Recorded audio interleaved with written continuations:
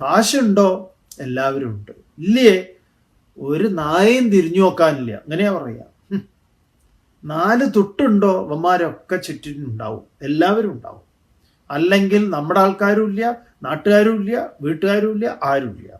ഈ ശരീരം അങ്ങോട്ട് ക്ഷയിച്ച് കിടപ്പിലായ ഒരവസ്ഥയുണ്ടല്ലോ.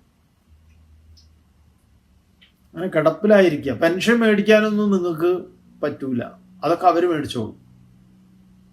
കാരണം അതൊക്കെ അങ്ങനെ എഴുതി കൈവിരൽ വെച്ച് ഇതാക്കിയിട്ടുണ്ട്. നമുക്ക് പോലും അറിയില്ല ഇവരെന്തിനാ ഇടയ്ക്ക് എഴുതെടുത്ത് മഷി പുരട്ടി ഞെക്കുന്നത്. നമ്മളോട് ചോദിക്കേണ്ട കാര്യമൊന്നുമില്ലേ? ഇപ്പൊ കൈ ഇങ്ങനെ നോക്കിക്കഴിഞ്ഞാൽ അത് കാണാം, വയലറ്റ് മഷി ഉണ്ടാവും. പാവം. ജീവിത ചിത്രം നമ്മുടെ മുന്നിൽ അവതരിപ്പിച്ചിട്ടുള്ളതാണ്. തുടർന്ന് നമ്മളൊക്കെ ദിവസവും പറയുന്ന ഈ ഒരു പ്രഭാഷണത്തിന്റെ ടൈറ്റിൽ തന്നെ കൊടുത്തിട്ടുള്ള കാശുണ്ടോ? എല്ലാവരും ഉണ്ട്. ഇല്ലേ? ഒരു നായയും തിരിഞ്ഞു നോക്കാനില്ല. അങ്ങനെയാ പറയാ.